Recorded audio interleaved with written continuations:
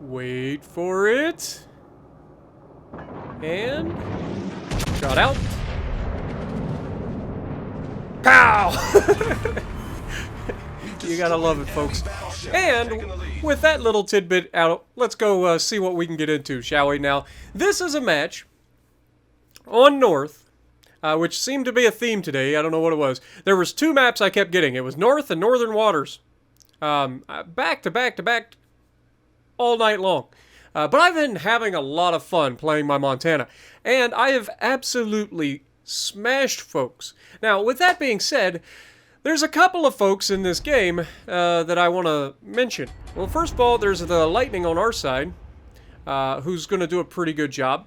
Then there is the Iowa on the enemy team, who knows the channel.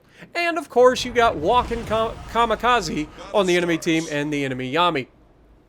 And between the 2 of us, we're going to have some pretty solid matches. Now, we're not going to fight each other for a very long time, and both of us are going to do a very good job of maintaining our hit points throughout the course of this battle, while still being effective and winning our, winning our battles for the team.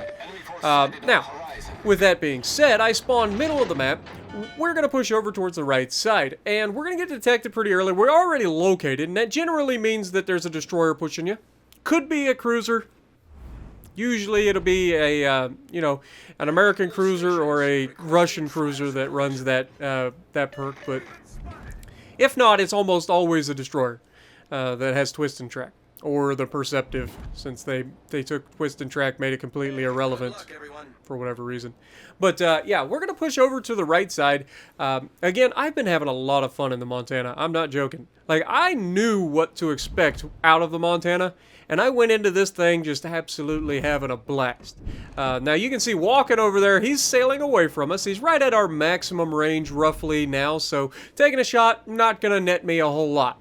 And I don't want to get his attention, because I've got my own, fight to worry about over here on the right side of the map. So that's exactly what we're going to do. We're going to come over here. We're going to try to help. Now, all of their fire starters are on this side of the match. We have the Mines. We have the Worcester. We have the Kuchazov, I think. I think it's a Kuchazov. But all 3 of them on this side of the match. Which means there's a whole lot of DPM against us over here. We've got to make sure that we do the best that we can to try to remove these guys as quickly as possible. Now, we have an early shot at a Mines. He has no idea we exist. We're behind the island getting a beautiful shot, and I don't know if somebody shot at him or if he just happened to see the shells coming, but as soon as I pulled the trigger, he turned out hard, which is unfortunate.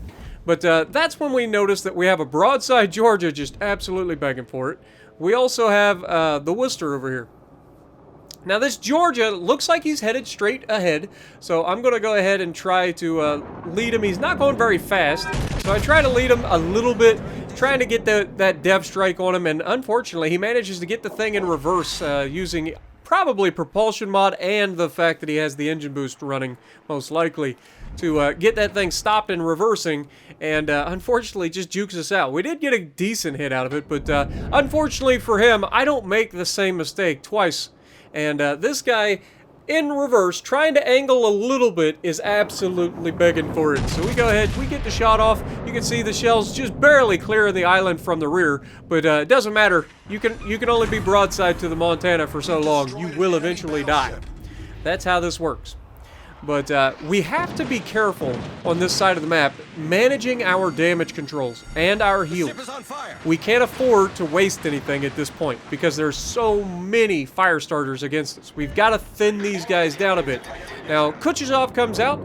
He's kind of sailing away from us a little bit, so we're going to take the shot, lead him, and it looks juicy. But he turns in just in time to save his life, and, or no, maybe he turned out. I think what happened there, actually, I think what happened was this was the guy that I led. I shot a little high, thinking he would turn out, and he didn't turn out. Instead, he just maintained a straight course, which is why we ended up hitting so high. But again, you can only play around with the Montana for so long. You're not going to get away with it twice.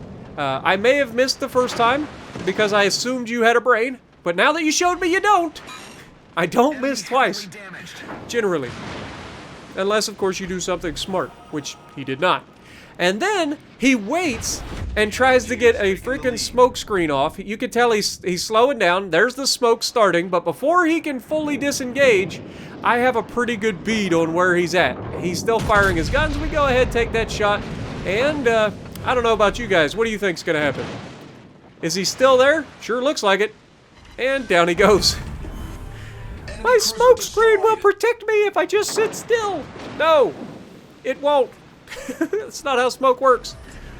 But either way, he's gone. That's huge. That's a DPM cruiser that has a freaking smoke screen gone. And that means we have a Bismarck, a Mines, and a Worcester over here. Now, the Worcester's in a position he can't shoot me. Mines is begging for it, and I'm just like, okay, well, if he's going to make that turn, I guess I'll take it. He does speed up a little bit, which probably saves his life from being dev-struck right here. But, you know, again, I've said it before, I'll say it again. You can only get away with being broadside to a Montana for so long. Like, it only takes one decent salvo and you're a dead man. In any ship. I don't care what ship you're in. But, Mines gets pretty fortunate here that we're sailing behind the island. We're not going to be able to get the shot that we wanted, so we just settle for a decent shot, maybe get a little bit of damage, and we actually only get one pin and one overpin, or one ricochet. But now, we don't want to go behind the island here. The Worcester is coming through into the Charlie Cap, chasing our, I don't know if it was a battleship or what that was in the Charlie Cap, but somebody was in the Charlie Cap. He manages to kill him. The Bismarck goes down, and that leaves a Lightning versus a Worcester at close range. This is not what you want to be, okay? Now, remember, we have a really, really bad turning radius, and our Lightning is asking for support, and I would love to give it to him. But unfortunately, because of the Destroyer being in the cap and the Worcester being behind the island, I can't do a whole lot. Plus, I've run into this island due to the fact that I have no choice here. I don't have a turning circle. Like, my turning circle is half the planet, I think. But we managed to at least get this thing reversing relatively quickly, which is going to allow us to open up the angle and get turned in and start heading forward. But we're just waiting for our team. Now, obviously, the radar's going. Worcester's got shots at our Lightning. Our Lightning's doing a pretty solid job of avoiding getting shot, which is huge. A lot of people panic when a radar happens. And that is the worst thing that you can do. Now, the three of us, between me, the Charles Martel, and the Lightning, we are going to absolutely clutch this game. Now, Mine's begging for it. And for once, he doesn't see me fire, and he's not paying attention to the fact that I could fire at him. He probably thinks I'm behind the island and can't shoot. But unfortunately for him, he is actually, you know, very, very fortunate. He turned in at the last second. I think he saw him coming. Turns in. We overpin. But, again, he's been very fortunate multiple times. And it won't happen forever. You can see, not able to quite turn in and get around the island here. We're going to have to reverse again. They did manage to kill the Worcester. But Mines decides, against all logical thoughts here, decides to charge straight in towards the cap. He recognizes that he has given his broadside to the Charles Martel. He turns out, and that leaves me the best possible angle. We led this perfectly, and look at that frickin' accuracy. There was never a doubt in my mind that that man was dead. And at that moment, we just put the enemy team on notice that this game isn't as close as they thought it was. So we have a 2-cap to 1 advantage. We need to preserve this. Now, obviously, the two enemies that are left are both coming from Alpha Cap, and there is only one thing that they could possibly do to win this match other than kill us all, which is unlikely due to the fact that I have a very agile cruiser and a very, like, we have a destroyer. Like, there's nothing he can do to lose this unless he's just an idiot, which he has shown that he is not. Okay? So, my goal here is to head back. We already pinged the Bravo Cap to let everybody know what the goal here is. And the goal is defend the Bravo Cap. The only way that they're going to be able to win this is to grab that base and hold it for the rest of the match. Otherwise, they've got to kill all of us, and that's probably not going to happen. So we need to stop that from happening. And we also need to put ourselves in positions where we can affect the enemy without, you know, necessarily giving up all of our hit points in the process. So how do you do that in a Montana? You swing wide. You look for those wide angles. You do not want to be right down you know, looking, good Lord, I think I just had a stroke. Holy Mother of God. You don't want to be in a position where everybody that you're shooting at is bow tanking you. Can you slap them? Yes. But damage saturation on superstructures is no joke. Once it happens, you're getting basically nothing except shooting guns at that point. Okay, so what we're going to do is we're going to push out wide. We've got our destroyer going close, and there's the Yami. There's walking Kamikaze in his Yami looking right our direction. Big surprise, right? And he's bow tanking, and his buddy in the Iowa is right next to him. Now, these guys could be a real problem for us if they get into a position where they can will to rebuild one another. So we've got to try to focus one guy down and then focus the other. So first of all, we get in here. We want to go ahead and try to distract Walken from the fact that there's a destroyer closing in on him. And so we take the shot at Walken. We angle in because we're expecting return fire, and he just gives the worst RNG on the planet. And, you know, sometimes it do be like that. You know, you fire your guns and your shells go everywhere they have to avoid hitting a ship. We're going to fire back at him, and I think he's actually in reverse this time. So we fire a little behind him, and we get a little bit better of a hit. Iowa takes a shot at us. Neither of these guys have scored a hit on us yet. The Yami missed us, and the Iowa, he hit us but didn't do any damage. Now, we're in a position where these guys are screwed. Like, we've got a destroyer closing in. We've got a fire starter on the other side of an island, hopefully in a position where he can shoot at them. He's a little too close for my comfort, but, you know, to each their own. And, of course, because I see Walken is focusing our cruiser in his Yami, I figure, why worry about Walken too much here? If he's going to focus the cruiser, I need to worry about trying to get rid of this Iowa. The Iowa's slightly over-angled, but at this angle, it would be difficult for me to get really good damage off of him, with the exception of the superstructure. So we're going to try to go for the superstructure hits on this Iowa, and with the amount of hits that you can put on target with this thing, it's nasty when it hits the superstructure. 17,000 damage done to his superstructure right there. Not because he's over-angled, nothing like that. That was straight me shooting superstructure and nailing 17,000 damage out of it. And the sad part is, that ain't even enough to like, that's not even enough to damage saturate the superstructure. So what do? He does a great job of avoiding all of our torpedoes from our destroyer, which is unfortunate, but also good for me because it means damage. And we reach out and we get another 5,200. Not quite as good. Now we see Walken take a sneaky shot at us. We turn in just enough to avoid getting blapped there. That could have been real bad. Walken taking a nice cheeky shot at me.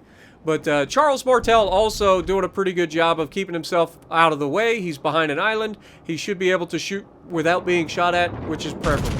Now, Iowa, he goes to go full bow in at me, which means I'm going to be able to blap his superstructure again, and you can see right there, well over 11,000 damage again on his superstructure. You'll love to see it. But he's also being focused by our Charles Martel, and the destroyer is launching torpedoes at the Iowa as well. And the whole goal here is to keep these guys away from one another so that we can get these will to rebuilds done. Now here, I was certain that I caught Walken off guard here, but unfortunately he starts reversing away and turning, and every one of those shells shatter on the belt of the Yami, which is real unfortunate. I thought I might have caught him there, but it just did not work out in our favor. Lightning manages to finish off the Iowa, and now we get the dream scenario, right? Who is better, Walken or Spartan? Which ship is better, Yami or Montana? We're about to find out, folks. We're going to go up close and personal and brawl with the Yami in the Montana. Now, there's a lot that goes into a battleship brawl. Now, obviously, I am not the only one shooting him. He does have the enemy cruiser on his, like, he's looking at the enemy cruiser, which is my friendly cruiser. We take a shot into his superstructure, managed to knock out one of his guns temporarily. We've got torpedoes headed at him from both sides. Cruiser gets himself shot, which is baffling. I don't know why he would put himself in a position to be shot by a Yami right there. It's definitely not worth it. But between Walken and I, Walken does another great job anticipating torpedoes and dodging. But he is going to make a mistake here. Because he dodges those torpedoes, he's going to over-angle. And I was 100% certain he was the dead man. we've already seen how that works, and then he blaps me right back for another like 30k. And then he's going to get the rear guns on me as well and get another nasty hit on me. But yeah, unfortunately, he lived through what I thought was a guaranteed depth strike, catches me broadside, and leaves me with just enough health. Knowing that we're both going to be able to reload relatively quickly, we've got to aim it. We don't want to aim down sights. We want to leave our guns on him, and you can see we're able to get this gun around just enough, just fast enough to get the shot into him and finish him off. But heck of a game for me in the Montana. 240,000 damage done. Dreadnought, High Cow, Death Strike, 4 kills, 1 short of Kraken, 9 Citadels, top of the leaderboard, 3,166 base XP. Well done to Walken on his team as well. It was a GG, man. We both already said GG to each other as well. So if you like what I'm doing, punch the like button, leave a comment below, subscribe to the channel if you haven't already, and as always, I will see you in the next video.